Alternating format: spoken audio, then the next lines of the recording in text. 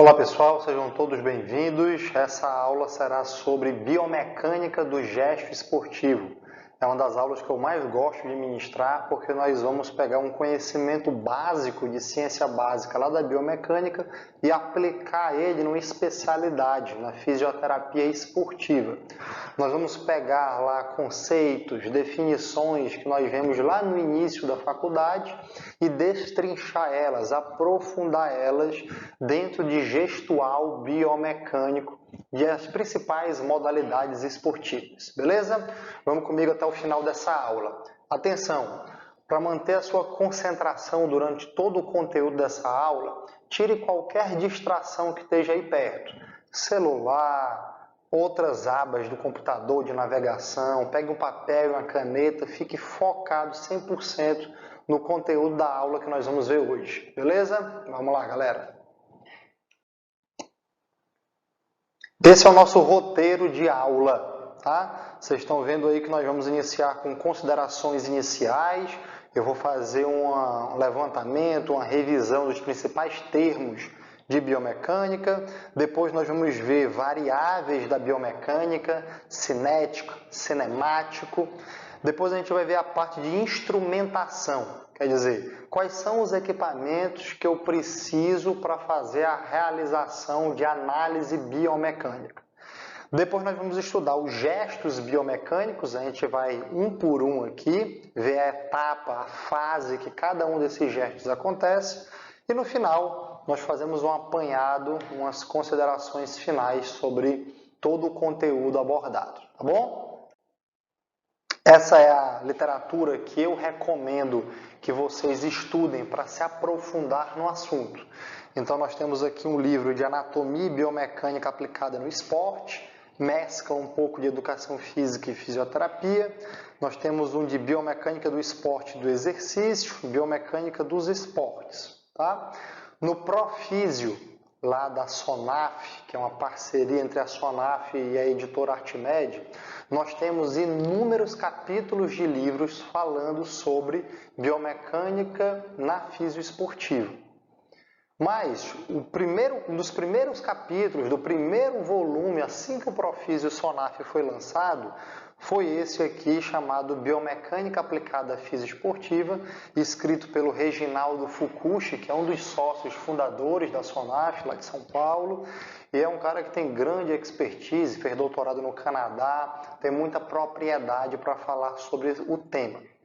Depois desse capítulo, tem outros capítulos do Profísio que são mais específicos. Esse aqui é um geralzão. Aí nós temos biomecânica do ombro na natação, biomecânica no vôlei, biomecânica do salto e da aterrissagem em esportes como vôlei e basquete, e assim por diante. Nós temos a biomecânica de cada gestual esportivo dos principais esportes praticados aqui no Brasil, já escrito em capítulos do Profísio. Então, é farta a literatura para você poder estudar e se aprofundar nesse tema. Tá? Aqui é um estudo de dois professores da USP, São Paulo, capital, da educação física, precursores aí do estudo da biomecânica aplicada aos esportes. Também é outra literatura que eu recomendo para vocês fazerem a leitura. Tá? Todo esse material ele vai estar à disposição de vocês no material de apoio dessa aula. Tá? Então vocês vão, depois que terminar essa aula, poder ter acesso à leitura desse material e ir na fonte da informação, que é muito importante para que vocês tenham a própria interpretação individual. Muito bem, esse organograma aqui mostra para a gente o que é a biomecânica, basicamente, né? É a biologia com a mecânica da física. Então, nós vamos pegar aqui os tecidos corporais, articular, ósseo, cartilaginoso, nervoso, todos esses tecidos, e vão aplicar forças nesses tecidos.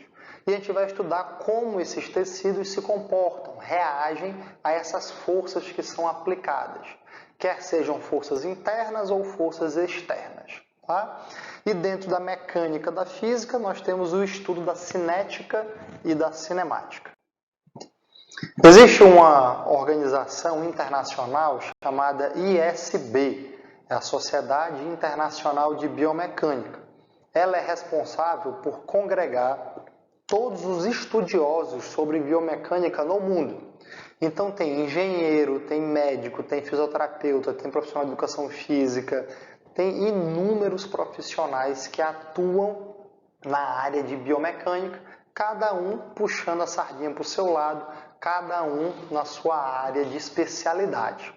A ISB, ela fez uma das coisas mais importantes, que foi normatizar a nomenclatura, os termos que são utilizados, para que todo mundo fale uma linguagem mais ou menos padrão e se entenda, apesar de ser de áreas diferentes.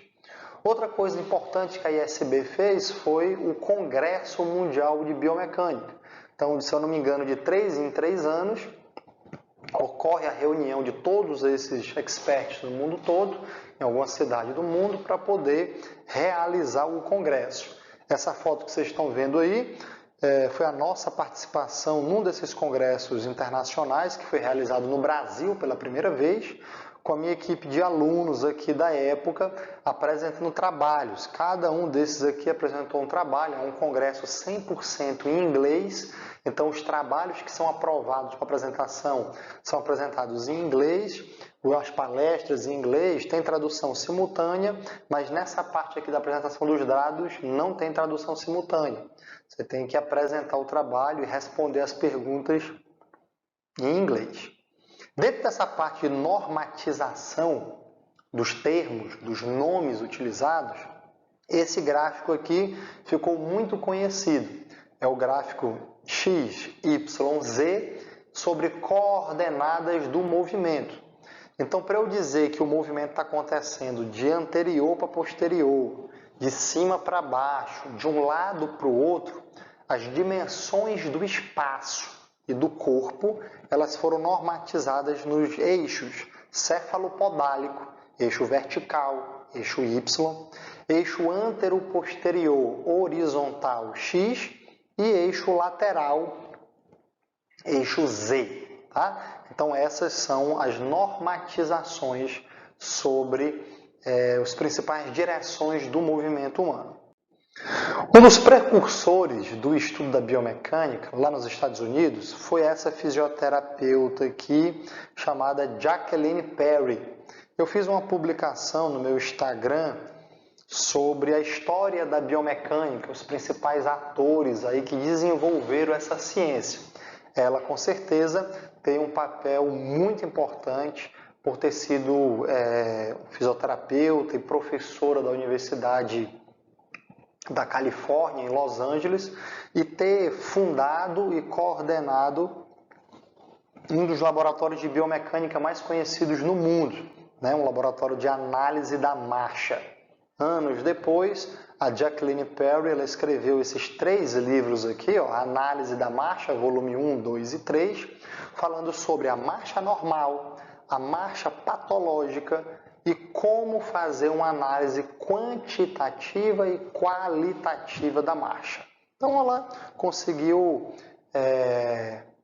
estudar, destrinchar o estudo da marcha, da deambulação, que é uma característica afetada na pediatria, na fisioesportiva, na ortopedia, na cardiorrespiratória, em várias áreas de especialidade. O andar, a deambulação impacta na funcionalidade do ser humano e, portanto, é aplicável a qualquer especialidade. Vocês estão vendo aqui um laboratório que precisava de um espaço físico gigante, muitas câmeras, e naquela época a tecnologia não está tão avançada quanto hoje. Aqui vocês conseguem visualizar a aplicação da biomecânica em alguns exemplos de área. Então, na pesquisa médica de ortopedia, cirurgia, neurologia, análise da postura e da marcha, é uma aplicação. Ergonomia. Então, a parte de saúde do trabalhador, a parte de ergonomia, ela é feita a partir de uma análise biomecânica prévia, do mobiliário, da posição e postura do trabalhador no ambiente dele de trabalho. Reabilitação, aí é a nossa praia, né? Então, nos pós-cirúrgicos, nas reabilitações neurológicas, fisioterapia, treino, etc. e no que a gente vai falar hoje, que é ciência do esporte, né? Então, a análise do movimento que cada atleta faz e repete exaustivamente durante a sua prática esportiva. Então, nós temos uma participação em todos os 4 exemplos que eu estou falando aqui, nós temos penetração de mercado, mas com mais importância aqui na ciência dos esportes e na reabilitação, que é o tema da aula de hoje. Esse ciclo aqui, ele foi preconizado por grandes estudiosos da prevenção de lesão esportiva. Então, eles idealizaram o passo a passo para poder realizar a prevenção de lesões no esporte. O primeiro passo é conhecer a biomecânica do esporte. Olha como isso é importante. As primeiras aulas de qualquer disciplina de fisioterapia esportiva é a parte básica. Anatomia dos esportes, isso geralmente a pessoa já viu, anatomia. Fisiologia do esporte, fisiologia do exercício. Uma coisa é o funcionamento do corpo humano parado, em repouso. Outra coisa é o funcionamento do corpo humano em movimento. Então, fisiologia do esporte e fisiologia do exercício capta exatamente o funcionamento do corpo humano em movimento. E depois você vai ver biomecânica do esporte.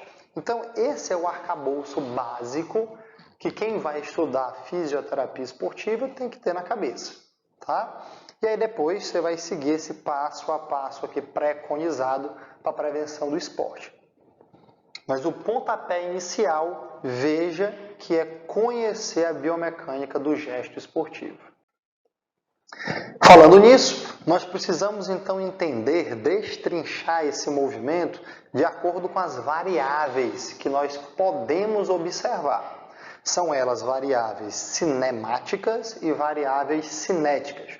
Eu tenho certeza que você já ouviu falar nesses termos antes. Lá na disciplina básica de biomecânica a gente escuta falar sobre isso. Mas às vezes decora para a prova, não fixa aquele conteúdo e não aplica ele em algo palpável. E agora nós vamos revisitar esse conteúdo para vocês conseguirem entender aonde isso vai se encaixar na profissão de vocês. Aqui vocês estão observando um exemplo de artigo que utilizou exatamente essas variáveis para poder analisar o gestual do chute no futebol. Tá? Então vocês estão vendo aqui na foto, primeiro, o ângulo em que a perna, o alinhamento do membro inferior, da perna de apoio do jogador, está em relação ao solo. Esse ângulo aqui é chamado ângulo relativo. É um ângulo de um ponto de referência do corpo humano relativo a uma linha imaginária. No caso aqui é paralela do solo. Tá? Você pode analisar aqui, por exemplo, o ângulo de flexão do joelho na perna do chute. Você pode analisar aqui o ângulo de rotação do tronco no momento do chute. Então, existem vários parâmetros angulares, ou seja, de amplitude de movimento articular, que podem ser analisados na hora do chute. E aí você compara isso com resultado. Quem mais acerta pênalti, quem mais acerta o alvo, tá? Quem mais converte em gol. E você pode fazer alguma associação entre essas angulações do posicionamento corporal em relação à eficiência do chute. Posicionamento articular, posição do corpo, é uma variável cinemática. Ela explica ângulos, ela explica como o corpo estava durante aquele ocorrido. Tá? Já no artigo, você consegue visualizar aqui uma análise preliminar da importância da distância, do ângulo e da visão dos árbitros de futebol na hora de marcar o pênalti. Né? Onde é que o árbitro estava posicionado na hora que ele marcou o pênalti? Ele estava à frente da bola, atrás da bola, ele estava paralelo ao lance que estava ocorrendo, ele estava com a visão coberta. Então, a distância para a bola, o ângulo de visão para a bola foram parâmetros cinemáticos observados para ver se o juiz ele tinha mais acerto ou mais erro na hora de marcar um pênalti. Olha o nível das pesquisas, como é que está. Aqui nós temos então a parte de instrumentação na biomecânica. cinemetria, dinamometria, eletromiografia, baropodometria, estabilometria, várias metrias, várias mensurações, que usam equipamentos, que usam instrumentos para mensurar algo, para medir algo. No caso aqui da cinemetria, são vídeos, são câmeras que gravam o movimento acontecendo. O que é que ela vai informar para a gente? A posição dos segmentos corporais durante o movimento. Então, ela vai informar para a gente amplitude de movimento, por exemplo. A dinamometria, o próprio nome já está falando, vai dizer para a gente informação sobre força muscular. A eletromiografia vai falar 2 parâmetros, ativação muscular e tempo de reação, são coisas diferentes. Ativação muscular é recrutamento de fibra muscular, é quanto você consegue usar, recrutar daquele grupo muscular. Quanto maior a amplitude do sinal, mais recrutamento, mais ativação do músculo. Tempo de reação é o tempo que leva para aquele músculo ser ativado. Então, isso é visto em milissegundos, geralmente.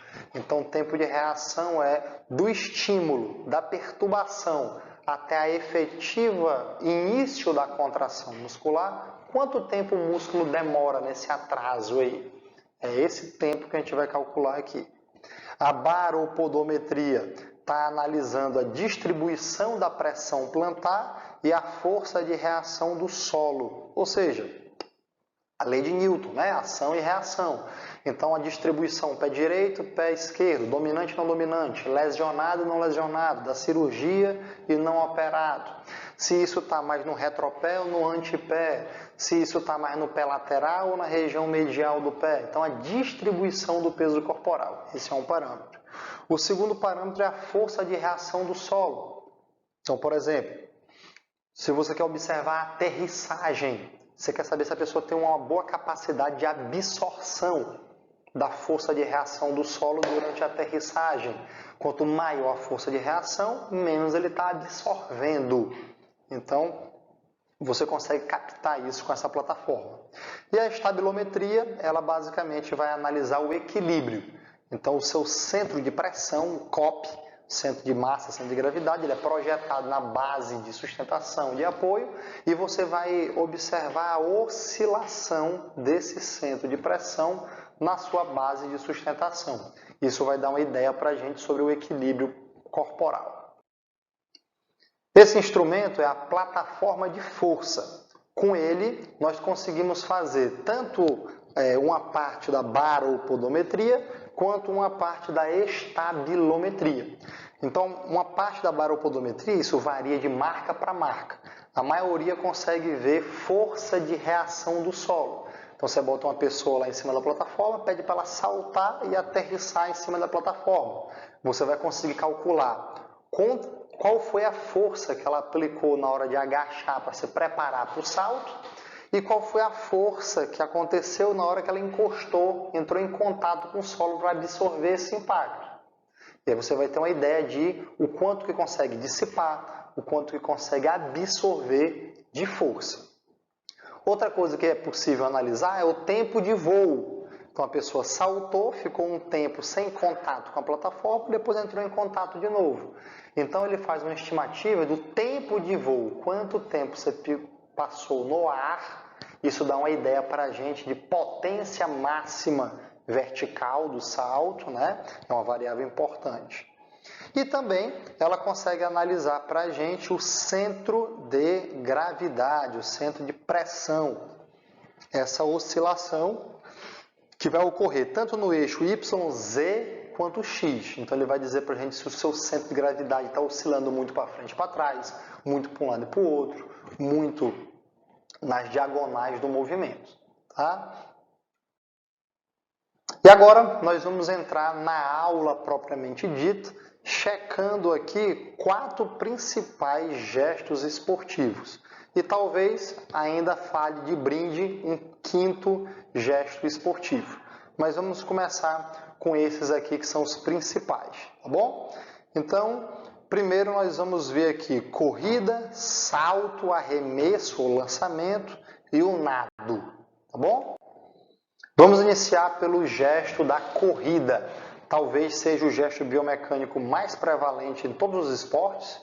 Futebol tem que correr, handebol tem que correr, vôlei tem que correr, salto em distância, salto em altura tem que correr, quase todo o atletismo tem que correr. Então, são corridas diferentes, mas é o gestual de correr, tá? Então, esse é o primeiro fator. Corrida é algo prevalente em quase todos os esportes, com características um pouco diferentes. Para a corrida, vamos lembrar que existe toda uma biomecânica que explica como é que o corpo sai da inércia do repouso para o movimento. Isso envolve, por exemplo, a força da gravidade, a resistência do ar e a força de atrito. Então, essas três forças que vocês estão vendo aqui na figura, a gravidade que lhe puxa para ficar cravado no chão, inércia. A resistência do ar que você tem que vencer e as forças de atrito com a superfície de contato, tudo isso são fatores a serem considerados para vencer a inércia. Tá? Forças internas, nós temos aqui basicamente a contração muscular e o deslocamento da massa corporal que ajuda suficientemente a contração, potencializa a contração desses músculos. Então, o que tira a gente da inércia são as forças internas vencerem as forças externas. Tá? Quanto maior for a aderência, maior é a força de atrito e maior é a impulsão para frente. Isso pode potencializar a contração muscular. Aqui vocês estão vendo as fases da corrida. Lembra quando vocês estudaram biomecânica da marcha? A marcha basicamente é dividida em duas fases, o balanço e o apoio. Balanço 40% do tempo, apoio 60% do tempo. Aqui na corrida, o que muda é que nós temos um momento em que nenhum dos pés toca o chão. Nós vamos chamar isso de fase de voo. Na deambulação, na biomecânica da marcha, ou a pessoa está com um pé ou está com os dois pés em contato com o solo. Ou é apoio simples ou é duplo apoio, mas sempre em contato com o solo. Já na corrida, a gente tem uma fase chamada fase de voo, em que não há contato com o solo.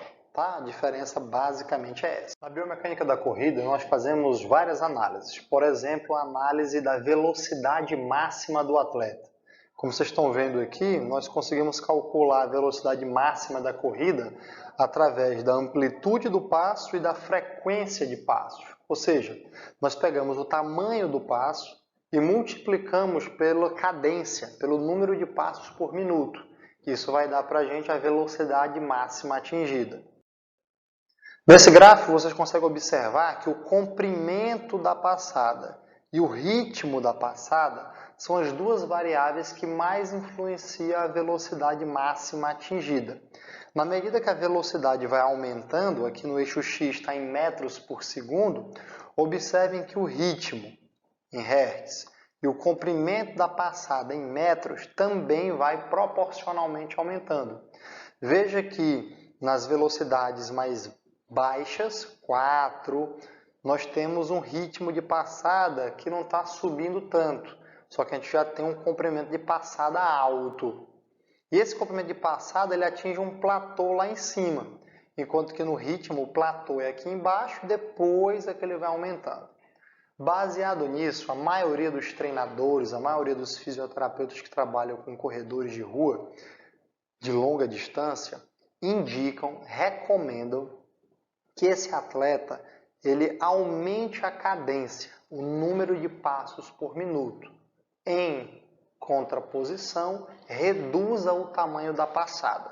Então, o comprimento da passada menor com a cadência maior, isso faz com que os passos aconteçam dentro de uma área menor, dentro da base de apoio do indivíduo. Teoricamente, supostamente, essa alteração no padrão da corrida faria com que se prevenisse lesões, diminuindo a sobrecarga biomecânica. Eu falo hipoteticamente, teoricamente, porque isso não é um consenso entre os autores na literatura. Dentro da fase de apoio da corrida, nós temos também o choque do calcânio, contato inicial, apoio chapado, pé todo em contato com o solo, apoio unilateral, unipodal, apoio médio, e temos o apoio terminal, que é o apoio do antepé quando o calcanhar está levantando. Nesse apoio inicial, contato inicial, que é o choque do calcânio, nós sabemos que a angulação de flexão do joelho influencia na absorção da força de reação do solo. Então, a força de reação do solo é um parâmetro cinético. A angulação do joelho no momento que o calcanhar toca no solo é um parâmetro cinemático. Então, é um parâmetro cinemático que influencia no parâmetro cinético. Então, isso é ligado, é interdependente. Recomenda-se um pequeno grau de flexão, uma semiflexão do joelho, para melhor absorver essa força de reação do solo e não passar tudo para a articulação. Tá?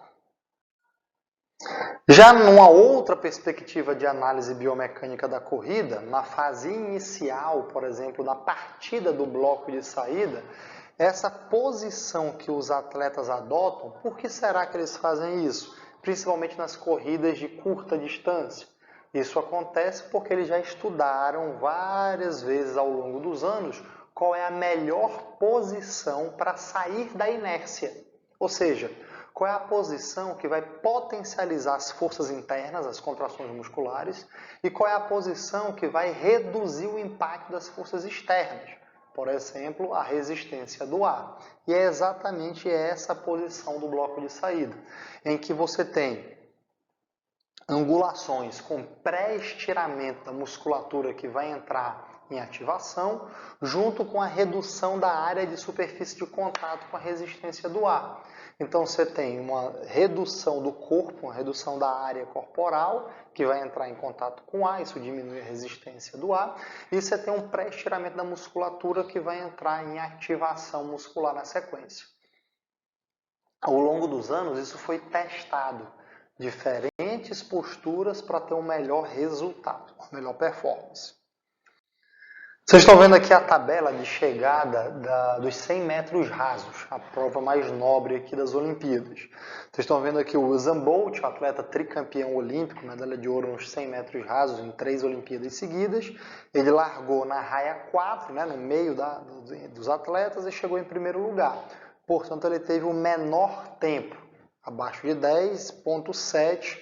Ele bateu o recorde aqui, 9,69, com um tamanho de passada de 2,44. Observe nos gráficos que ele tem o maior tamanho de passada. Aqui, maior tamanho de passada, 2,44. Ele tem a maior velocidade, mas ele tem uma das menores cadências, um dos menores ritmos, uma das menores frequências de passos por minuto. Ele faz exatamente o oposto da corrida de longa distância. Aqui a gente está falando de curta distância, explosão, 100 metros, 10 segundos acaba a prova. Ele usa os dados antropométricos dele, canelão, fora do padrão do biotipo natural dos campeões de 100 metros rasos, para fazer uma grande passada para compensar esse ritmo menor que ele tem. Isso faz com que ele compense, por exemplo, o tempo de reação dele, que é o tempo que ele gasta para sair da inércia, para sair do bloco de partida. Todo mundo sabe que a largada dele não é boa, mas ele recupera isso em curto espaço de tempo, nos 50 metros finais, com um tamanho de amplitude grande. Será que ele precisa ter flexibilidade de isquiotibiais para ter esse tamanho de passada? Será que ele tem que ter mobilidade de quadril para ter esse ângulo de flexão na passada? Imagine o que ele precisa fazer para ter uma passada comprida, 2,44 metros de passada. Mobilidade e flexibilidade dessa articulação de quadril dele. Um dos temas mais controversos na temática de corrida de rua é analisar a biomecânica da corrida calçada versus a corrida descalço. Esse tema já foi debatido por diversos autores na literatura e não tem bem um consenso. Não tem um jeito certo, não tem jeito errado, apenas são padrões diferentes de corrida. Tá? Lieberman e a Irene Davis são autores que defendem uma corrida mais naturalista, corrida descalço, enquanto outros autores defendem uma proteção artificial com o uso do calçado. O que nós sabemos é que o padrão biomecânico da corrida de quem corre calçado é parecido com essa primeira foto aqui, chamada de heel striker, ataque do solo com calcanhar. Então, o contato inicial é feito com o retropé, enquanto que quem corre descalço ou com esses calçados desse tipo aqui minimalista, faz um padrão de corrida com contato inicial de médio pé e antepé. Em inglês eles chamam isso de mid-foot striker, né? Então, quem corre com o calçado minimalista ou descalço, precisa desse sistema muscular de absorção da força de reação do solo. Precisa de contato inicial do antepé com o tendão de Aquiles e a musculatura de gastrocnêmio sóleo para fazer um sistema de mola para ajudar na absorção, acúmulo de energia e transferência de energia para aumentar a impulsão da próxima passada da corrida. Enquanto que quem está correndo aqui com esse tênis calçado, com um sistema de amortecedores, etc., etc., faz o ataque do calcanhar que não usa muito o sistema de absorção por músculos. Vai tudo para articulação. É por isso que tem que ter um amortecedor artificial para não prejudicar a cartilagem, para não prejudicar a articulação propriamente dita. Tá? Então, são padrões biomecânicos diferentes da corrida. O que nós sabemos também é que quem está habituado a correr calçado desenvolve menos a musculatura intrínseca do pé. E quem corre descalço ou com calçado minimalista tem uma área de secção transversa maior dessa musculatura intrínseca do pé, o que pressupõe a hipótese teórica de que treina mais a musculatura porque usa mais ela e consegue com ela desenvolvida absorver melhor o impacto. Uma pessoa treinada calçado, agora eu vou correr descalço, e de repente faz isso e não tem a musculatura intrínseca desenvolvida, preparada para absorver isso, vai machucar. Então tudo é uma questão de treinamento e se adaptar ao padrão para que o músculo consiga desenvolver. Dentro da análise cinemática da corrida, nós temos a visão posterior e temos a visão lateral, direita e esquerda, e a visão anterior. São parâmetros que nós podemos observar na corrida. Observe. Na vista lateral, a gente consegue ver o contato inicial, a gente consegue ver o apoio médio e a gente consegue ver o apoio terminal. Então, a gente consegue ver os 3 pontos estratégicos da fase de apoio. Contato inicial, apoio médio e apoio terminal. A gente consegue ver se isso é feito com retropé, com antepé, qual é o ângulo do joelho durante o momento do ataque do calcâneo. Já na visão posterior, a gente consegue ver o alinhamento pé-antepé. Então, a gente consegue ver se tem uma pisada neutra, uma pisada pronada, uma pisada supinada. Tá? Numa visão posterior um pouco mais ampliada, a gente consegue ver o alinhamento das cristas ilíacas, a inclinação do tronco, o quanto que esse indivíduo faz de balanço lateral, o quanto que essa pelve faz de tilt, de queda. Tá? Observe em câmera lenta o quanto de hiperpronação esse pé faz.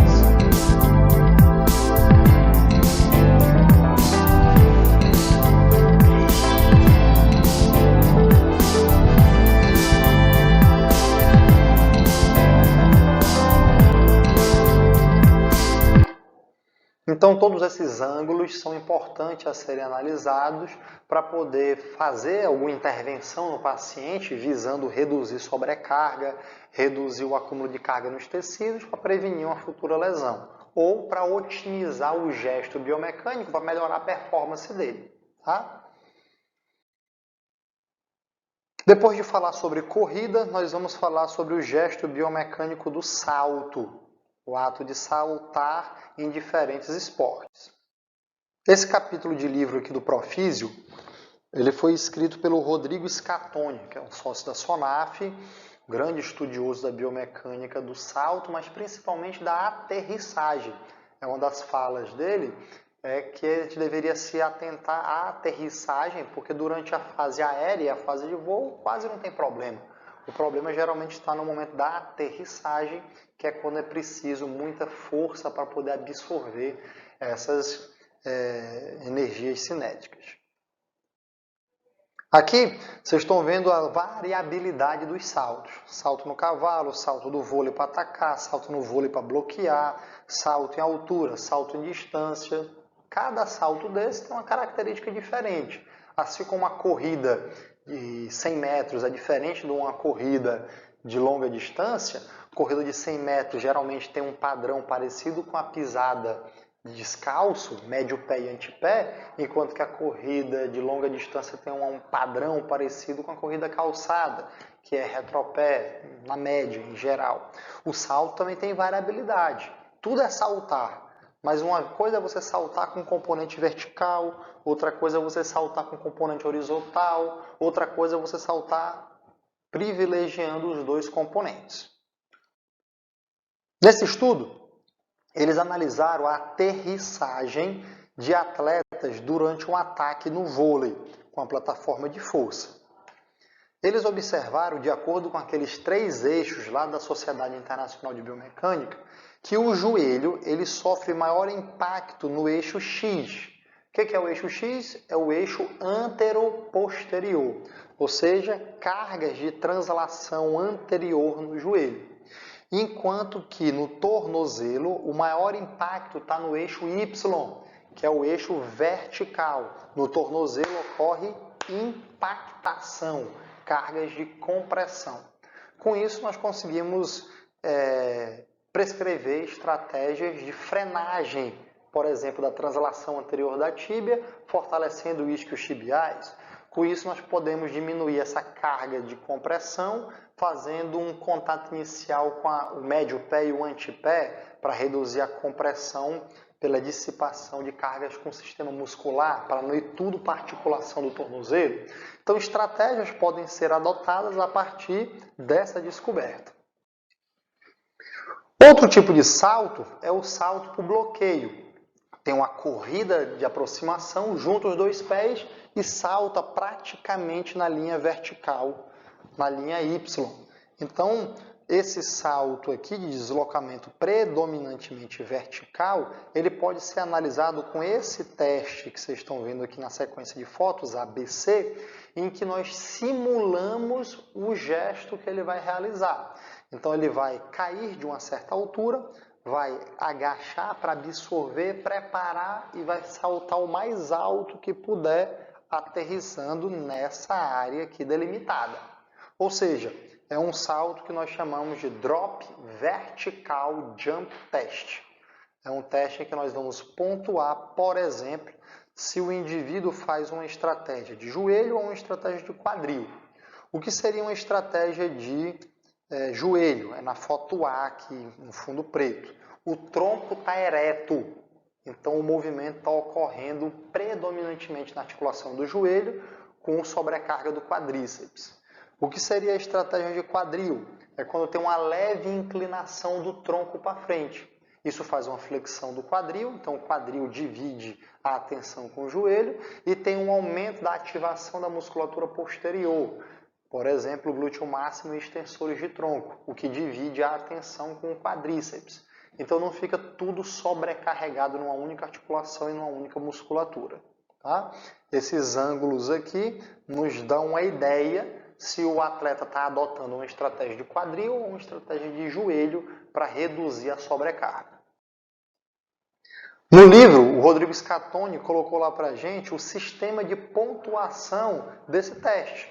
Então, o que analisar? Largura da base, máxima posição de rotação dos pés. Então, tem todos esses itens aqui, você vai pontuando e no final tem uma classificação. A mecânica da aterrissagem é ruim, moderada, boa e excelente, de acordo com essa pontuação.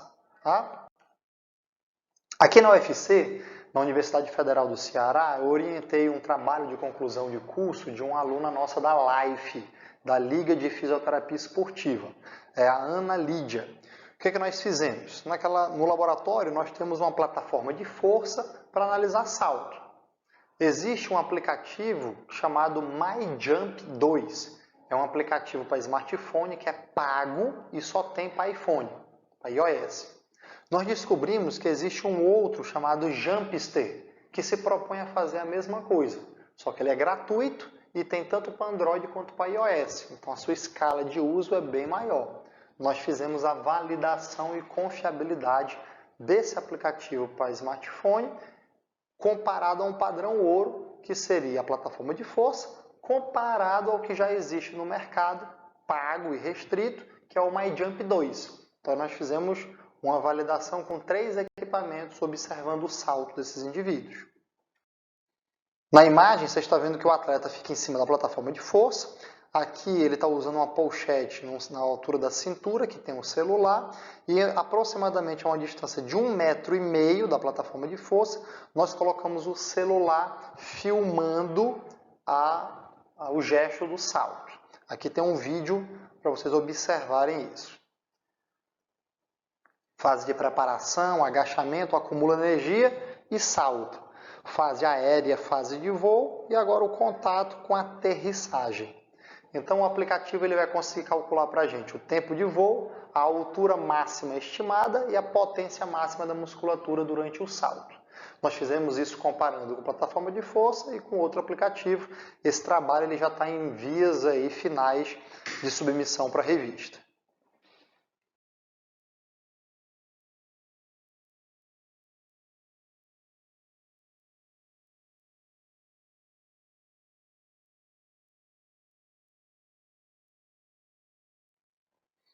E além de todos esses outros saltos que eu falei para vocês, ainda existe um outro tipo de salto mais característico, que é o salto em distância, que tem uma corrida e depois tem um salto em parábola. Se esse atleta saltar muito alto, ele perde distância. Se ele saltar muito raso, ele perde distância. Então a gente tem que encontrar na parábola qual é a melhor altura para a melhor distância horizontal. Isso é treinável. O atleta ele treina exaustivamente aquela posição que ele vai ter o maior deslocamento horizontal. Tá? Esses são os parâmetros cinemáticos que mais influenciam no salto. A distância do impulso, a distância do voo e a distância da aterrissagem. Uma coisa muito importante que atrapalha aqui, com certeza, é a resistência do ar. Para reduzir essa resistência do ar, a posição do corpo é importante, principalmente a posição do corpo durante a fase aérea. Então aquela posição estranha que eles saltam com as pernas e os braços para frente e a cabeça encolhida, aquilo é para transformar o corpo num projétil que tenha menos resistência do ar para poder chegar mais longe possível. Nós utilizamos na nossa rotina clínica um protocolo chamado protocolo de Frank-Noyes. São protocolos de salto muito utilizados para pacientes que tiveram lesão de tornozelo, joelho e quadril. Esse protocolo ele dá uma ideia para a gente de como é que está a potência dos membros inferiores após uma lesão, após uma cirurgia. Inclusive é critério de retorno ao esporte para diversas lesões. Tá? Esse protocolo Frank-Noyes é o mais conhecido. Ele é linear. Então tem salto simples, salto triplo, salto cruzado e o salto horizontal em 6 metros, você marca o tempo. Tá? Quando você tem um atleta que ele é um pouco mais competitivo, tem um nível de aptidão maior, você pode fazer um protocolo um pouco mais desafiador, que se chama protocolo de Ito, que além dos movimentos de salto linear, ele vai ter salto em figura de 8, salto vertical a uma altura de 20 centímetros e salto lateral numa distância de 30 centímetros. E tem um salto horizontal padrão lá do outro. Tá? Então depende de quem é seu paciente, de quem é seu atleta.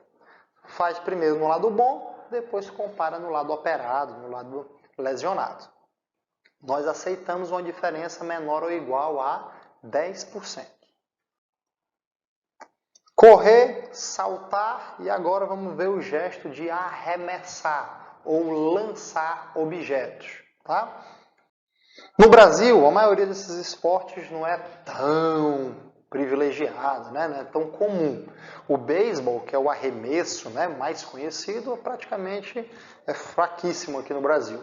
Mas nós, observando a biomecânica, principalmente da articulação do ombro e da coluna, nesse gesto, nós conseguimos fazer padrões de comparação para o arremesso do handebol, na hora do ataque, do vôlei, na hora do saque e na hora do ataque, dos esportes de raquete, tênis, beach tênis, na hora do ataque e na hora do saque.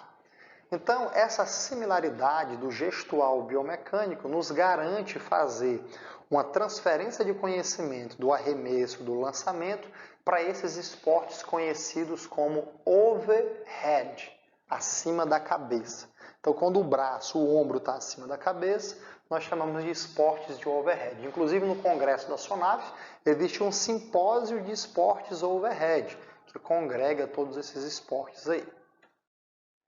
Então, essa análise aqui do pitcher talvez seja o mais característico do arremesso, né, no beisebol. Grandes amplitudes de movimento em altas velocidades. Então, você tem aí um manual de goniometria, diz que o ombro faz 180 graus de flexão, faz 90 graus de rotação externa, né, na goniometria tradicional. Você pega um atleta desse aí, ele faz 180 de rotação externa. Então, são grandes amplitudes. Você vai analisar isso no isocinético, você chega lá em 360 graus por segundo, que já é muita coisa. Mas um cara desse, na vida real, ele faz 2.200 graus por segundo.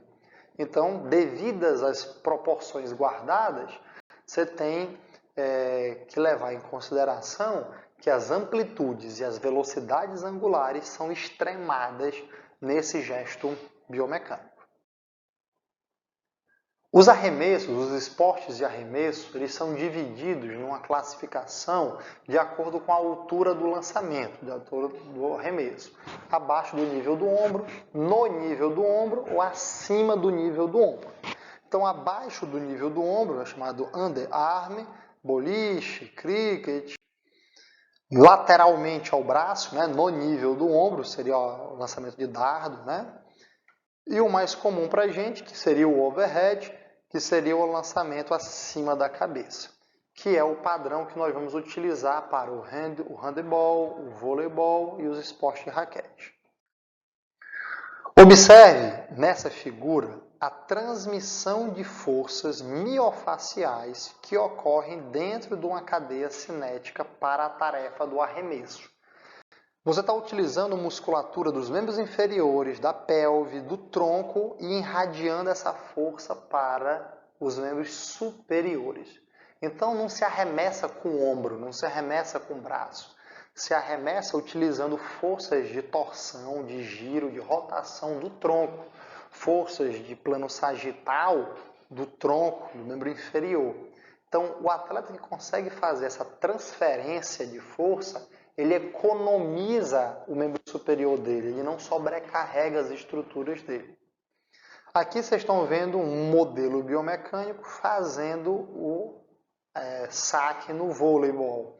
Então você está vendo aqui uma mão de levantamento, uma mão de ataque, e você está observando aqui as amplitudes extremadas acontecendo. As fases do arremesso, elas são classicamente divididas em preparação, armação, aceleração e desaceleração. Isso serve para quase tudo, tá? A gente faz pequenas adaptações.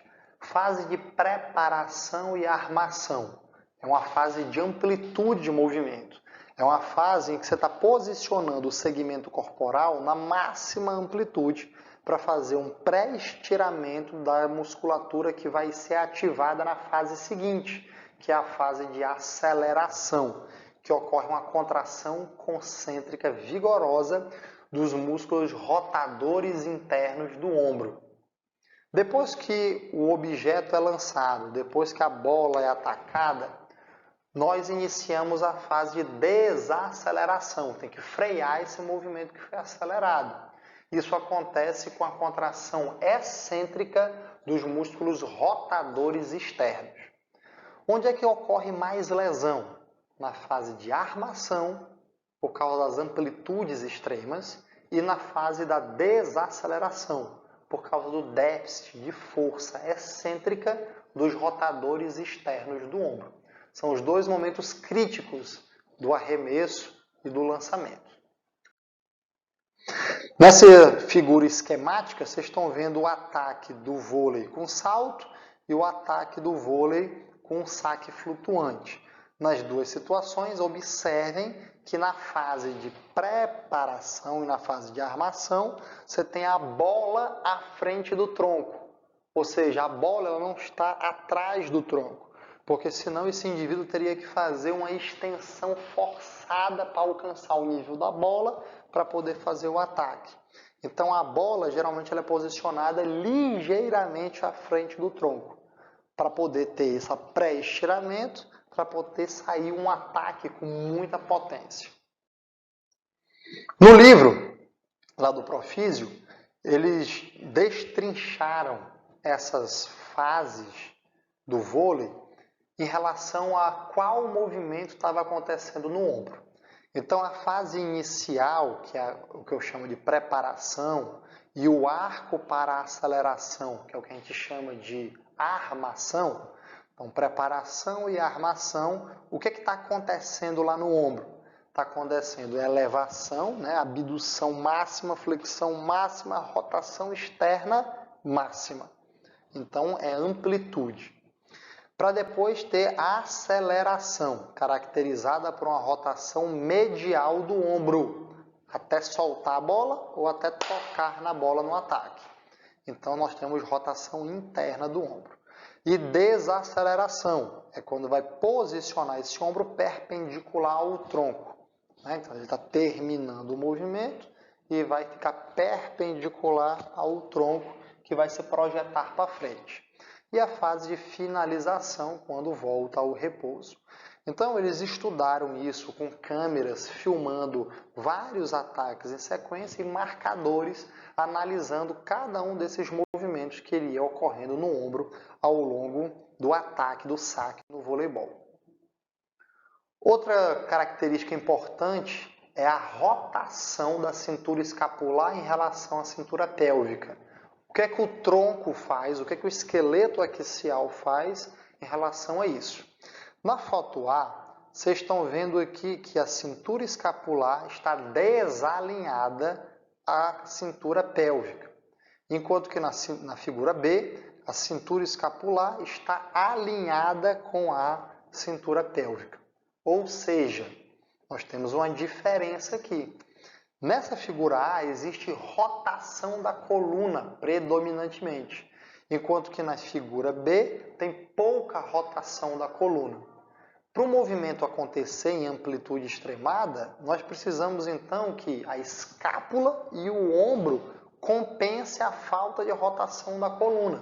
Ele está girando em bloco, ele não está girando desassociando cintura pélvica, tronco e cintura escapular. Isso sobrecarrega a cabeça do húmero na cavidade glenoide. Nesse ataque aqui real, observem que o atacante no vôlei ele faz uma inclinação do tronco e faz uma rotação interna exagerada do tronco. Então veja, geralmente o ataque ele ocorre na paralela do corredor ou ele ocorre na diagonal para fugir do bloqueio do adversário. Para fazer esse ataque na diagonal, ele precisa inclinar o tronco e fazer uma rotação interna exagerada, além da conta, no ombro. Quem é que vai ajudar ele fazendo isso? A escápula. Além desses movimentos que eu falei do ombro, a escápula vai ter que entrar aqui fazendo um tilt posterior, ela tem que deitar para trás e ela tem que fazer uma rotação externa. Ou seja, a coluna do indivíduo está aqui, a escápula direita está aqui. A escápula tem que dar as costas para a coluna. Ou seja, tem que fazer uma rotação externa para a cavidade glenoidal, ela olhar para fora. Isso vai dar mais espaço para a cabeça do húmero se projetar em mais amplitude de movimento. Então veja que é todo um complexo de movimento que ocorre para sair esse gestual biomecânico. Da mesma maneira que ocorre no vôlei, no handebol, ocorre nos esportes de raquete também. São amplitudes extremadas, seguidas de uma fase de aceleração com rotação interna e desaceleração com rotação externa. Então nós podemos fazer essa biomecânica do arremesso para os esportes de raquete. Esses atletas, em geral, arremessadores, eles sofrem no longo prazo uma coisa chamada GIRD, déficit de rotação interna da glenohumeral. O que é o GIRD? G-I-R-D. Ele é uma retração da cápsula posterior do ombro. Então, de tanto ele forçar a rotação externa, houve uma lassidão, um afrouxamento das estruturas da frente, enquanto que aqui atrás houve uma retração das estruturas. Esse encurtamento ajuda a rotação externa, mas atrapalha, bloqueia a rotação interna do ombro.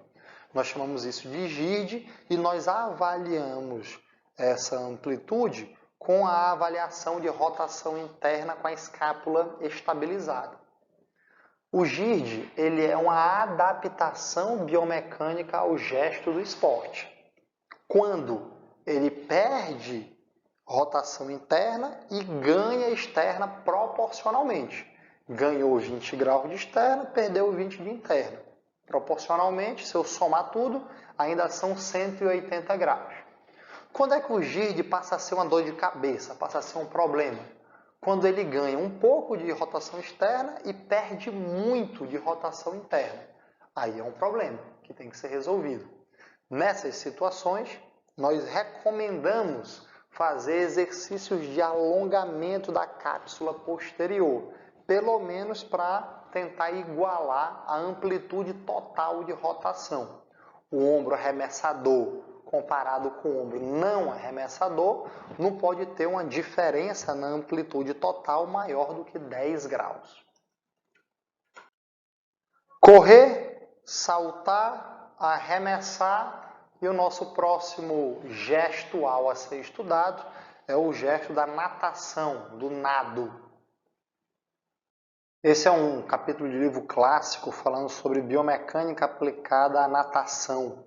É um dos esportes aquáticos aí mais tradicionais também e que já foi muito explorado do ponto de vista biomecânico. Em Portugal, na Universidade do Porto, tem um dos maiores laboratórios de biomecânica para esportes aquáticos do mundo. Tá? Aqui, nessa ilustração, vocês vão conseguir visualizar as etapas divididas do nado. Né? Você tem uma fase de recuperação inicial, uma fase de alcance à frente maior, uma fase de varredura ou arrasto inicial e tardio, e de novo uma fase aérea, né? Uma fase de recuperação. Então você tem uma fase aérea, tem a entrada na água, tem o arrasto inicial, o arrasto final e depois tem a recuperação inicial e recuperação tardia.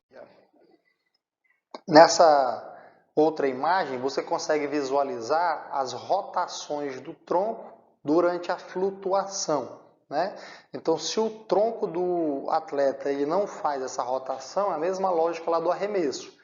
Se o meu tronco não acompanha para fazer essa rotação, o ombro é que vai ter que fazer isso. Tá? Isso pode gerar maior sobrecarga nos tecidos articulares do ombro. Tá? Aqui você está observando que, além da força do empuxo hidrostático, o abdômen do indivíduo precisa estar em contração para poder potencializar esse empuxo hidrostático para ele não afundar. Então não é só força de pernadas e força de braçadas. Tem que ter uma força de core muito importante também para manter esse centro de gravidade elevado. Nessa outra imagem, retirada lá do capítulo do livro sobre biomecânica da natação, ele basicamente resume as 4 etapas em recuperação inicial, recuperação tardia, varredura inicial, arrasto inicial e arrasto tardio, sendo essas fases aqui caracterizadas com movimentos de circundução do ombro, envolvendo elevação, né, abdução, flexão do ombro, rotação externa entrando na água para a rotação interna, para voltar para uma rotação externa novamente. Então, esse ciclo de circundução no ombro sendo realizado no sentido horário o tempo todo. No capítulo do Profísio sobre natação e vôlei, tem um capítulo que é sobre natação e vôlei, e tem uma parte do capítulo que ele fala aprofundadamente só sobre natação. Então ele mostra aqui a fase do nado, a posição do ombro e a musculatura que está sendo recrutada naquele momento. Então, entrada da mão na água, abdução, flexão e rotação interna, na hora que vai entrar na água. Músculos, trapézio superior, romboide, supraespinhal, deltoide anterior, médio e serrátil anterior. São os músculos mais ativos. Então imagine que eles colocaram a porrada de eletromiografia nesses atletas durante a natação e foram vendo etapa por etapa quais músculos eram mais ativados. Puxada inicial, arrasto inicial, máxima extensão anterior até 90 graus de flexão. Então entrou na água até chegar em 90, tá? Adução, extensão e rotação neutra. Ele sai da rotação interna para vir para uma rotação neutra. Peitoral maior, redondo menor e serrátil anterior são os músculos predominantes nessa fase. Puxada final, varredura final, arrasto final. Sai dos 90 graus de flexão até a saída do braço da água novamente. Adução máxima, extensão máxima e rotação interna.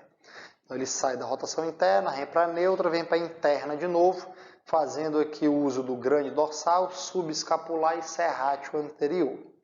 Na fase de recuperação, a fase aérea como um todo, nós temos extensão, abdução e rotação interna do ombro.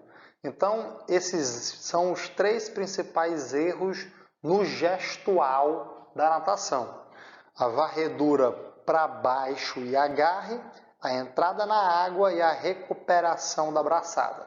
São esses três momentos que o atleta pode executar o movimento de maneira inapropriada, causar sobrecarga nos tecidos e no futuro causar uma lesão. Fadiga dos músculos depressores da cabeça humeral torna uma braçada menos eficiente e causa instabilidade da glena humeral, causando uma elevação da cabeça do húmero e compressão das estruturas subacromiais, tendão do supraespinhal e bursa. Então, quem são os depressores aqui? São os músculos do manguito rotador. Então, fadiga, cansaço, exaustão dessa musculatura faz uma elevação da cabeça do húmero e essa compressão. Fazer isso uma vez não tem problema. Repetir isso várias vezes vai acumulando sobrecarga nesses tecidos. Respiração unilateral gera fadiga do lado contralateral com desequilíbrio muscular, pois não haverá rolamento simétrico do tronco. Então, se respira só por um lado, você desenvolve os músculos rotadores do lado direito, os eretores do lado direito, e em compensação não faz isso do lado esquerdo. Esse desequilíbrio de massa de trofismo ao longo do tempo vai gerar uma diferença de massa corporal, que gera uma compensação rotacional do tronco. Outro erro muito comum é a natação crossover, quando o braço passa a linha média do corpo, aquela natação cruzada.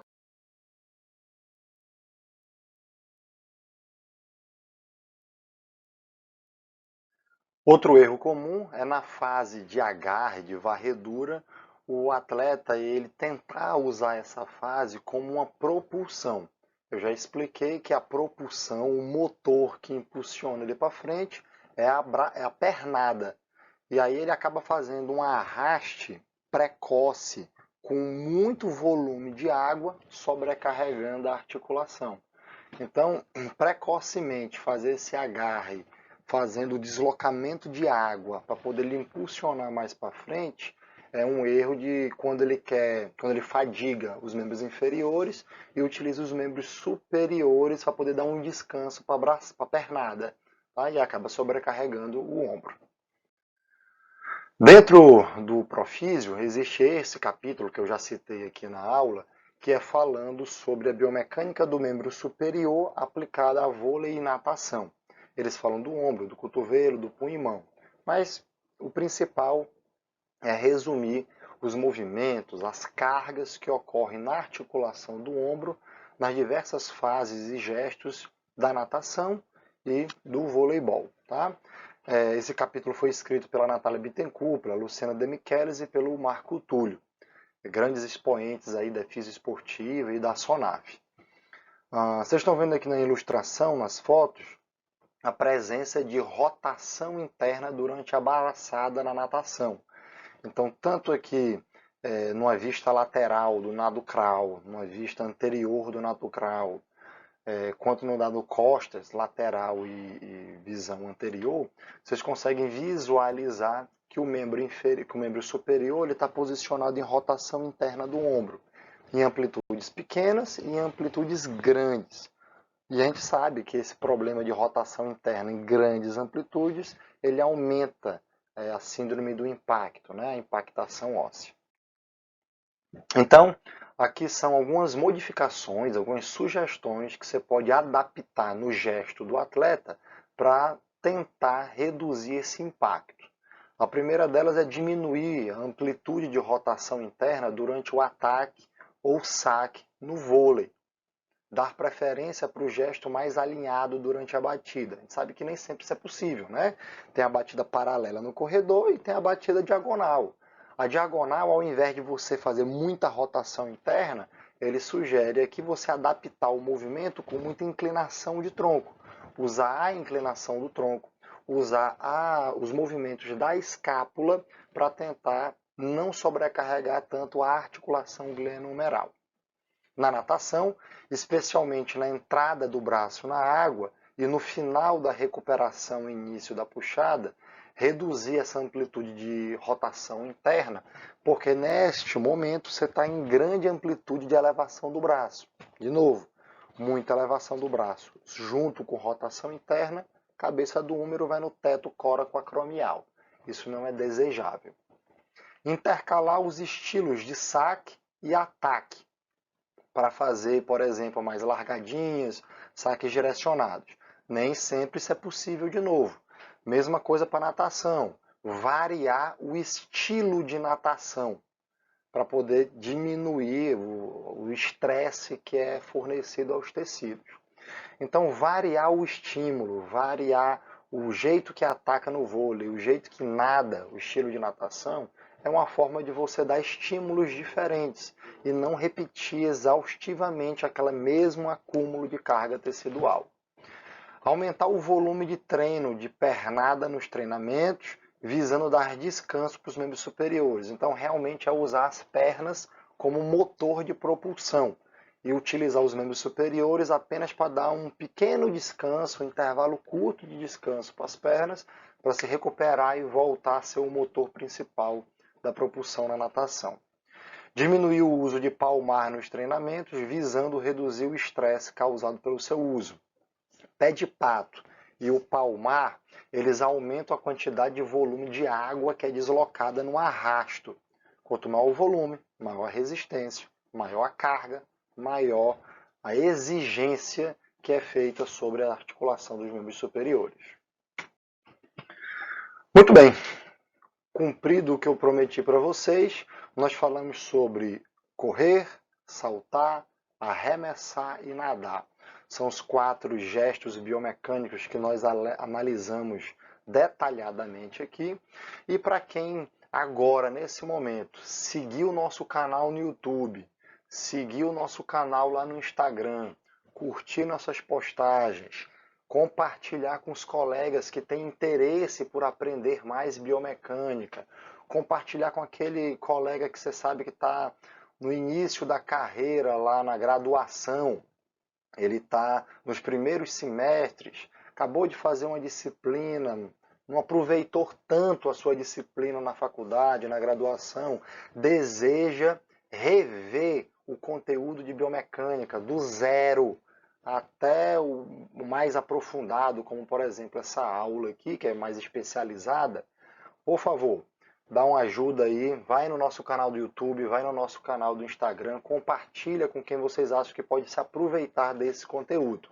Para quem fizer isso, a gente vai liberar aqui na sequência um bônus extra para essa aula de biomecânica do gesto esportivo, que é a biomecânica do chute no futebol, um esporte muito comum, muito praticado no mundo todo e no Brasil não é diferente. Biomecânica no chute no futebol. Esse capítulo do Profísio é um dos mais recentes, é do ciclo 9, volume 2, foi escrito por excepcionais pesquisadores lá da Universidade Federal de Minas Gerais, professor Thales Rezende, professor Sérgio Teixeira da Fonseca. Aqui a gente teve mestrado, teve doutorado, participando dessas análises biomecânicas, tá? Então, é uma fonte rica de informação.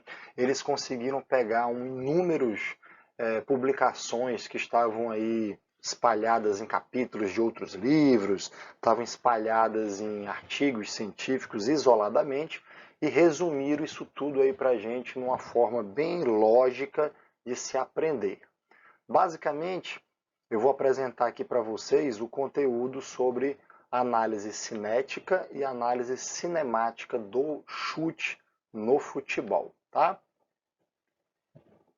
Então vamos lá.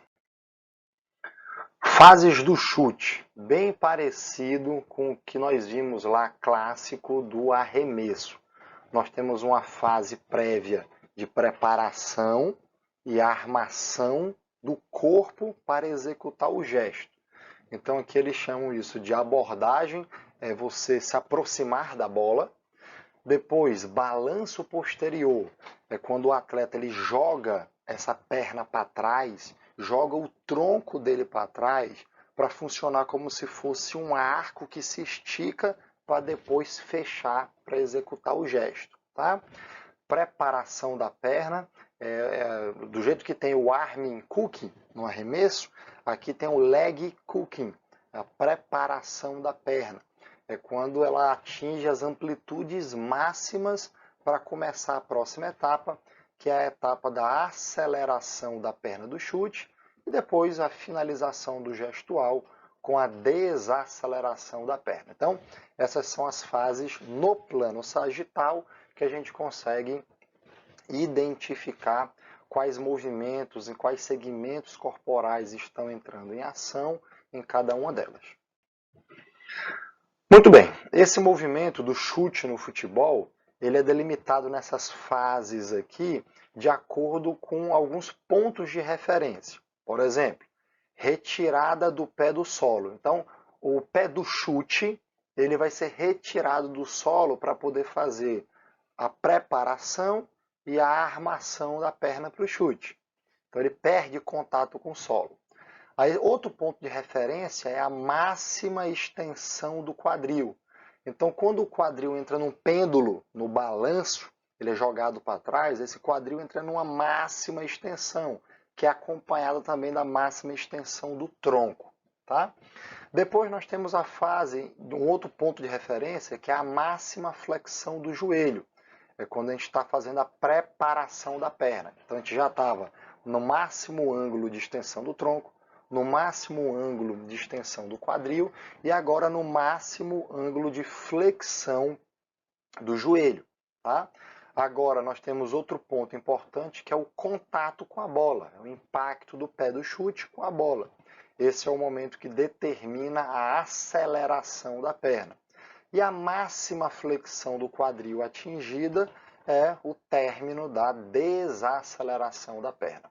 Então, nós podemos utilizar esses marcos, esses pontos de referências aqui, para poder fazer uma sincronização com as fases delimitadas do chute. Balanço, preparação, aceleração e desaceleração. Nesse quadro, os autores do capítulo, eles resumem para a gente as principais características biomecânicas do ponto de vista cinemáticos. Quais são os segmentos corporais que estão movimentando em cada uma das fases do chute. Então, se você pegar aqui o balanço posterior, o pêndulo para trás, você vai identificar que o tornozelo e o pé entram em flexão plantar, o joelho entra em flexão, o quadril entra em extensão, a pelve entra numa antiversão pélvica, o tronco vai para trás fazendo uma extensão e ocorre tanto na pelve quanto no tronco uma rotação para o mesmo lado do chute. Então, se a perna direita do chute, o tronco roda para a direita, a pelve roda para a direita também. E outro detalhe importante é que se a perna direita é a do chute, o ombro contralateral, o ombro esquerdo, ele vai realizar um movimento para equilíbrio, que é um movimento de abdução horizontal, de elevação desse membro contralateral. Já na fase de preparação, no leg cooking, nós vamos observar que muitos desses segmentos corporais vão fazer o mesmo movimento, apenas aumentando a amplitude de movimento. Tornozelo e pé acontece isso, joelho acontece isso, a pelve e o tronco, ela atinge o máximo da extensão e começa a querer fazer o movimento oposto, tá? Assim como o ombro, ele atingiu o máximo lá da abdução, da elevação contralateral, e agora ele começa a iniciar o movimento de volta, no caso de adução horizontal. Na fase de aceleração, nós vamos ter aqui então o tornozelo e pé e o joelho, o quadril já se movimentando na direção oposta. Então, por exemplo, o joelho ele já inicia aqui o movimento de extensão, o quadril já inicia o movimento de flexão. Então, na fase anterior, quadril estava no máximo de extensão, joelho estava no máximo de flexão. Na fase de aceleração, nós vamos ter contração concêntrica dos músculos que vão executar o chute. Então, nós vamos ter flexão do quadril com extensão do joelho. O pé já estava em flexão plantar para poder fazer o impacto com a bola. A pelve que estava em antiversão começou a fazer uma retro, ela agora faz mais flexão, mais retroversão para acompanhar o movimento de flexão do quadril. O tronco que estava num arco para trás, ele começa a fechar esse arco para frente, em flexão do tronco. O tronco e a pelve que estavam rodadas para o lado do chute, começam a fazer uma rotação para o lado da perna de apoio, rotação para o lado oposto. E aquele ombro que estava todo elevado em abdução horizontal, começa a se fechar em adução horizontal. Na próxima etapa, que é a desaceleração da perna, ela é caracterizada por uma intensa contração excêntrica dos músculos do arco posterior, tentando frear o movimento. Tá? Então nós vamos ter aqui, por exemplo, o pico de extensão, nós vamos ter o pico de flexão do quadril ocorrendo nessas fases. Ainda de acordo com a cinemática do membro inferior, só que agora ao invés de analisar o pé do chute, nós vamos analisar a perna contralateral, a perna de apoio, que é tão importante quanto a perna do chute. É ela que dá firmeza, dá estabilidade para você ter direção, potência na hora do chute. Tá? Então, antes do contato com a bola, essa perna de apoio ela está com o quadril fletido, com o joelho semi-fletido e o pé em dorsiflexão. No momento após o contato do pé com o solo, né, então ele apoiou o pé no solo, ele vai entrar em extensão do quadril, vai iniciar o movimento de extensão do quadril, flexão do joelho e o movimento de flexão plantar no tornozelo. Então, ele se aproximou da bola, tocou o pé no chão, ele vai fazer essa mudança de movimento aqui. E quando tem o impacto da bola, do pé do chute na bola, como é que o pé de apoio está posicionado nesse momento do impacto da bola? O quadril já está em extensão, joelho em extensão, e o tornozelo inicia o arco de flexão plantar. Então, essa mudança cinemática, essa mudança de movimento do pé de apoio é importante para a gente entender a direção e a potência do chute. Outra análise importante que eles fizeram foi em relação à primeira etapa do chute no futebol, que é a abordagem quando o atleta se aproxima da bola. Então, a forma como o atleta faz essa corrida de aproximação para abordar a bola, eles perceberam nos estudos que se ele correr em linha reta e se ele correr meio que na diagonal para fazer esse chute, é diferente. É diferente em relação à velocidade que a bola vai atingir enquanto projétil. É diferente enquanto a direção que a bola vai tomar durante o chute. Então eles perceberam que uma abordagem com corrida de aproximação angulada na diagonal, aproximadamente com 45 graus, ou seja, em vez de correr em linha reta, correr meio que na diagonal da bola, é a melhor maneira para ter um chute com mais velocidade, né, com mais força e melhor direção, acertar a direção desejada. Tá? Eles compararam isso a partir do ângulo de observação do atleta quando vai fazer o impacto com a bola e a partir do momento da corrida de aproximação. Tá? Então, se vocês perceberem alguns chutes de alguns atletas, vejam que, por exemplo, em bola parada, eles se posicionam numa falta, num pênalti, eles não estão retos, na linha reta paralela da bola. Eles se posicionam, se é um jogador que vai chutar com a perna direita, ele se posiciona à esquerda da bola. Se é um canhoto, ele se posiciona à direita da bola. Além desses marcos com análises cinemáticas, até aqui eu estou falando para vocês que o movimento dos segmentos corporais, do membro superior, do tronco, da pelve, quadril, joelho, tornozelo e pé. Pé do chute, pé contralateral ao chute. Posicionamento do corpo do atleta em relação à bola. Então, eu estou falando de posição, eu estou falando de cinemática até aqui. Agora nós vamos falar sobre torque articular, ou seja, eu vou falar sobre cinética, parâmetros cinéticos do chute no futebol. Um dos grandes diferenciais desse capítulo foi que os autores conseguiram mostrar para os leitores que existe um fluxo de transferência de energia cinética dos segmentos mais superiores para os segmentos vizinhos, abaixo deles. E esse fluxo de energia, ele é muito importante para gerar energia e transferir energia para ter potência no chute. Portanto, geração de energia, quando músculos e tecidos moles passivos que cruzam as articulações adicionam velocidade de movimento a um ou mais segmentos corporais. Absorção de energia é o contrário, é quando ele retira velocidade. É o que ocorre, por exemplo, na musculatura antagonista do arco posterior, quando elas têm que desacelerar, naquela última fase do chute. E o que a gente está falando aqui para vocês é sobre transferência de energia. É quando esses músculos e esses tecidos, eles conseguem transferir velocidade de um segmento para outro.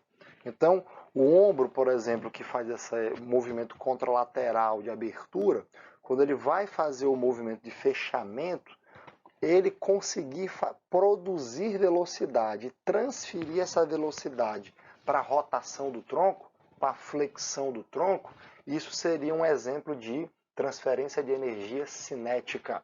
É um movimento do segmento do membro superior transferindo velocidade para o movimento seguinte, que seria flexão e rotação do tronco, que por sua vez vai transferir isso para a pelve, para o quadril, para o joelho, para o tornozelo e pé, até o impacto com a bola. Isso é muito importante que seja entendido.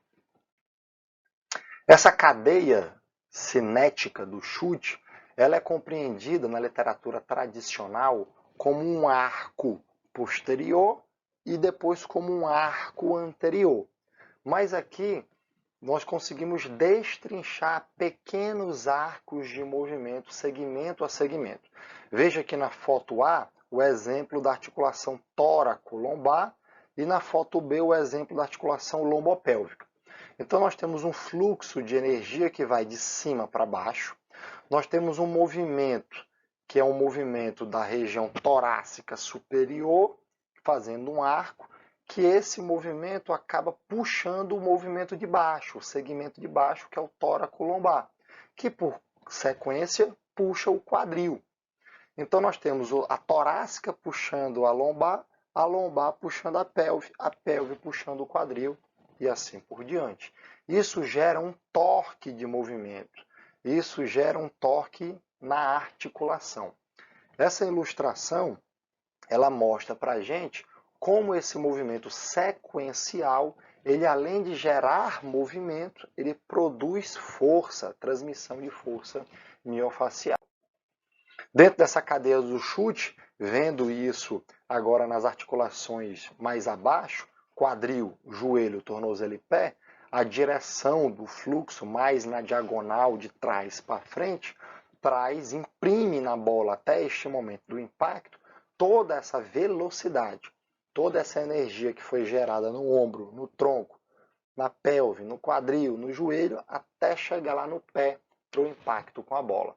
Essa que é a lógica, essa que é o racional aqui. Nesse momento aqui do impacto da bola, nós vamos terminar a fase de aceleração e iniciar a fase de desaceleração. Agora eu não quero mais criar energia, eu não quero mais transferir energia. Agora o que eu quero fazer é absorver energia para poder fazer a desaceleração e terminar esse movimento. Quem vai fazer isso é aquela musculatura do arco posterior que estava contraída para poder pretensionar o arco e depois entrou em contração excêntrica. É aqui que eles vão retirar a velocidade dos segmentos corporais, fazendo exatamente essa função excêntrica dos músculos posteriores do tronco e do membro inferior do chute. Tá? Portanto, entender quando e quais músculos são ativados e como eles são ativados é importante para você, por exemplo, no programa de intervenção, saber se tem que contrair concentricamente o músculo XYZ ou se tem que fazer um treino excêntrico do músculo ABC. Então é importante você saber qual músculo vai ser ativado com que tipo de contração em cada uma das fases do chute no futebol. Então, na fase de balanço, nós temos aqui basicamente uma capacidade concêntrica dos músculos eretores da coluna, os eretores lombares e os eretores torácicos para fazer a extensão do tronco. Ao mesmo tempo, os antagonistas deles são os músculos abdominais, que são os flexores. Então, para eu fazer essa extensão do tronco como um todo, os meus músculos abdominais eles vão controlando a quantidade de extensão que eu vou fazendo excentricamente. Da mesma forma que eu tenho uma contração concêntrica dos extensores do quadril, glúteo máximo, esses isquiotibiais, para poder fazer a extensão do quadril, eu vou ter uma contração excêntrica dos antagonistas deles, que são os flexores de quadril. Então, nós sempre vamos ter essas co-contrações, esses movimentos coordenados, para ter um movimento controlado. Tá? Na fase de preparação, leg cooking, nós vamos ter aqui, então, o arco totalmente atingindo seus picos máximos de amplitude de movimento.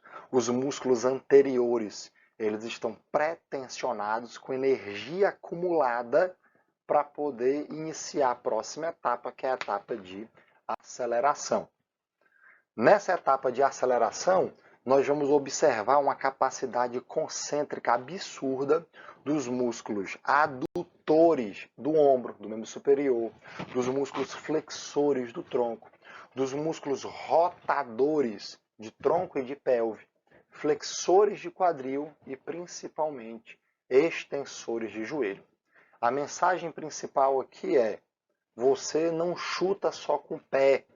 O atleta de futebol ele não chuta só com o pé, ele chuta com o corpo todo. Desde o movimento do membro superior contra lateral, tronco, pelve, tudo isso está numa cadeia cinética de energia de movimento para ele poder chutar a bola. Tá?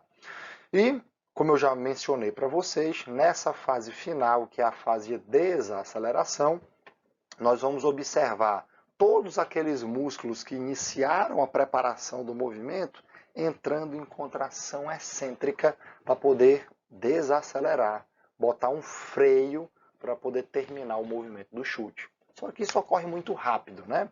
A gente tem que ver isso em câmera lenta para destrinchar cada uma dessas etapas.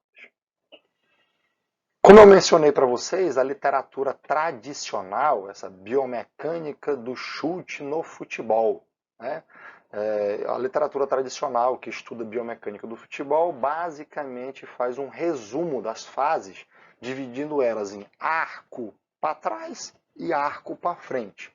Um arco posterior junto com um arco anterior que se fecha durante o chute. Eles chamam isso de arco de tensão e arco de encurtamento.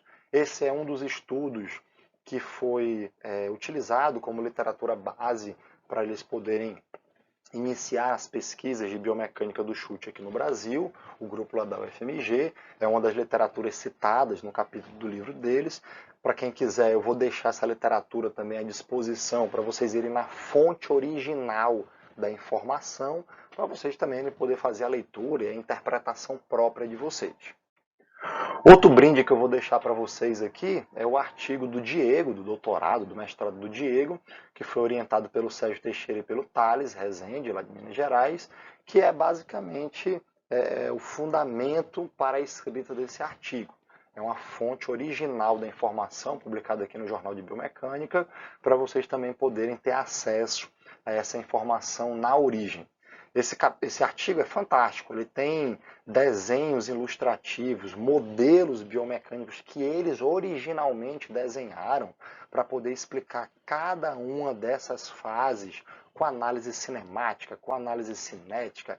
Eles têm gráficos lá mostrando para a gente o ciclo do chute, de 10 a 20%, sendo a fase de aproximação, a fase de preparação, 20 a 60% aqui a fase de aceleração, de 60 a 100% a fase de desaceleração, e em cada percentual da etapa do chute, eles mostram para a gente quando aquela articulação estava em extensão e quando aquela articulação estava em flexão. Tem as linhas azul, vermelha, cada uma representa um segmento corporal. Então, é um artigo fantástico para você conseguir depois fazer uma leitura mais aprofundada da biomecânica do chute.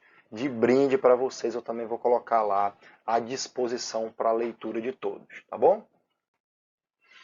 E eu termino aqui esse conteúdo sobre biomecânica do gesto esportivo com um dos primeiros slides que eu mostrei para vocês, falando sobre o ciclo de prevenção esportiva.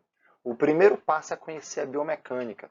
Veja o quanto de riqueza de detalhes você precisa para poder ser um fisioterapeuta que vai atuar no esporte. Você tem que entender aquele esporte. Qual é a regra daquele esporte? Quais são as normas daquele esporte? Isso faz toda a diferença, por exemplo, no FOP, no Field of Play. Um fisioterapeuta de um atleta de judô tem que ter um certo comportamento. Porque, por exemplo, na regra do judô, você não pode tocar no atleta sem autorização do juiz. Se você fizer isso, o seu atleta está desclassificado. É diferente, por exemplo, às vezes, do futebol, né? Que às vezes o atleta se lesionou ali na lateral do campo, o cara já caiu para fora do campo e a comissão já está ali em cima do atleta. Para a comissão entrar dentro do campo para poder fazer o atendimento, o juiz precisa autorizar a entrada também, né? Mas é importante você entender essas normas, porque às vezes elas são usadas até a favor do seu atleta. Por exemplo, no tênis, você tem lá uma quantidade determinada de tempo, é normal isso, que você pode pedir o auxílio do fisioterapeuta. Então, às vezes, você está contra o adversário está numa sequência de pontos a favor dele. Você está ali num ritmo de derrota. Para você quebrar essa sequência do adversário, você pede lá a entrada do fisioterapeuta. Eu não sei de cabeça aqui, são 3 minutos para fazer o atendimento. 3 minutos, você esfria o seu adversário, que está num momento bom da partida. Você dá uma quebra. Às vezes você nem está precisando, tecnicamente, lá daquela intervenção fisioterapêutica. Mas ele usa isso como uma estratégia de quebra do ritmo do adversário. Conhecer o esporte, conhecer a biomecânica do esporte é o primeiro passo para quem quer se aventurar nessa área da especialidade. Como mensagem final sobre todo esse conteúdo, você vai aplicar esse assunto que nós abordamos hoje, basicamente na preparação do atleta, o staff ali, geralmente voltado para técnica, para performance. Você vai usar isso para o atleta poder melhorar a forma como ele executa o movimento, para ele ganhar, como um colega do Rio de Janeiro fala, ganhos marginais. Você vai ganhar ali 0, não sei quantos decímetros, né? Milissegundos, mas que pode fazer toda a diferença no esporte de alto rendimento, né? Então, melhorar a forma como ele executa o gesto para melhorar o resultado, melhorar a performance dele. No outro lado, nós temos aqui a intervenção de biomecânica no esporte para mudar o jeito que ele faz um movimento para diminuir a sobrecarga dos tecidos que estão se acumulando ali. Então, é um outro objetivo. É um objetivo de prevenir, de prevenção de lesão no esporte. Então, você pode utilizar a biomecânica nessa seara, tanto para otimizar a técnica, o resultado, a performance, quanto para prevenção de lesão. As equipes elas têm que estar ali em sintonia, a comissão técnica tem que estar em sintonia. Você tem que ter uma habilidade de comunicação, relacionamento com os outros personagens muito importante, porque às vezes eles têm um poder de decisão maior que o seu. De repente é o preparador físico, é o técnico que está colado lá no tomador de decisão, que é o técnico principal, né? Então, às vezes, ele faz parte da equipe lá dele própria, individual, para onde ele vai, para o clube que ele vai e leva o preparador junto. Então, ele tem confiança muito na palavra dele. Geralmente, o fisioterapeuta, às vezes, não é da comissão própria do técnico principal, às vezes, ele é do clube, né? Ele é um contratado direto do clube. O técnico é mandado embora, ele leva o auxiliar, leva o preparador físico dele, mas o fisioterapeuta é staff permanente do clube. Então, às vezes, ele não tem um poder de acesso como o que faz parte da equipe própria do treinador tem. E ele tem um poder de decisão, às vezes, maior que o seu. Então, a sua habilidade de argumentar, né, de convencer os outros atores aí que participam da comissão técnica, que vai tomar a decisão final lá no treinador principal, é importante.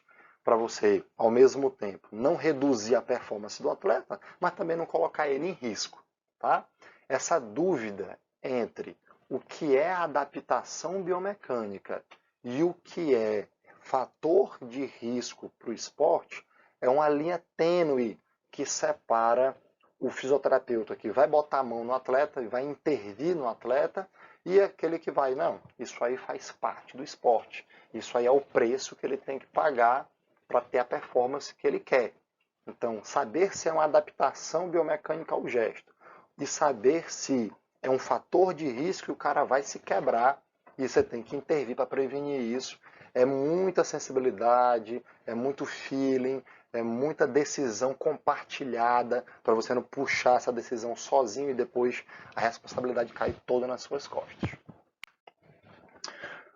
Beleza. As considerações finais aqui que eu faço são alguns alertas, na verdade. Correlação com testes funcionais. O que é isso? Lembre que exames complementares biomecânicos, isocinético, estabilometria, eletromiografia, baropodometria, quando as pesquisas vão correlacionar esses resultados com testes funcionais, um Y-teste, um teste de salto, parará, geralmente isso não dá match, não tem uma correlação muito forte entre eles. Tá? Então fique atento a isso. Valores normativos. A maioria dos dados que nós temos à disposição na literatura são em pessoas saudáveis.